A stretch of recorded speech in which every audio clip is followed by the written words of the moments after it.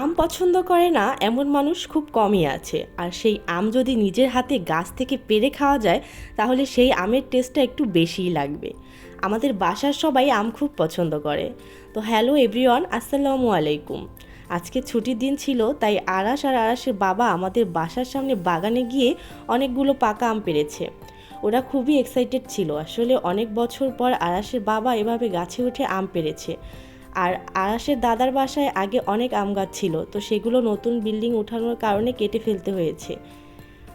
অনেক বছর পর এসে আমরা ভাড়া বাসায় এত সুন্দর আমের বাগান পেয়েছি, ইভেন নিজের হাতে আমরা আম পেড়ে খাচ্ছি, এজন্যই ভালো লাগছে।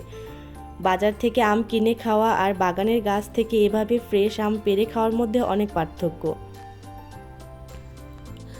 আর এই বাগানটার ভিডিও অনেকবার দিয়েছি, আপনারা দেখেছেন। বাগানে অনেক ধরনের গাছ আছে, বেশিরভাগই হচ্ছে ফলের গাছ আর অনেক ভ্যারাইটির আম গাছ আছে। আমার কাছে তো সব থেকে হিমসাগর আর আমরুপালি আমটাই বেশি মজা লাগে। আপনাদের কাছে কোন আমটা বেশি প্রিয় বলেন তো?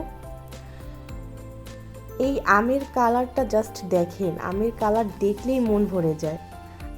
আম পুরোপুরি পেকে গলে যাওয়ার আগেই আমগুলো পাড়া উচিত। আজকে এই আমগুলোই পেরেছে। আর দেখেন কি সুন্দর ফ্রেশ লাগছে আমগুলো। গাছ পাকা আমের কালারগুলোই অনেক সুন্দর হয় দেখতে। গাছে আরও অনেক আম আছে এখনও, বাট সেগুলো এখনও পাকেনি। যেগুলো পেকেছে এগুলোকেই পেরেছে।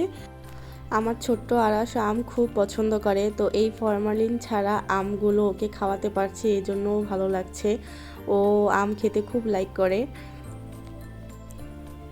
তো এতক্ষণ আমার সাথে থাকার জন্য অসংখ্য ধন্যবাদ। আজকে এই পর্যন্তই, দেখা হবে নেক্সট কোনো ব্লগে ইনশাল্লাহ। আল্লাহ হাফেজ।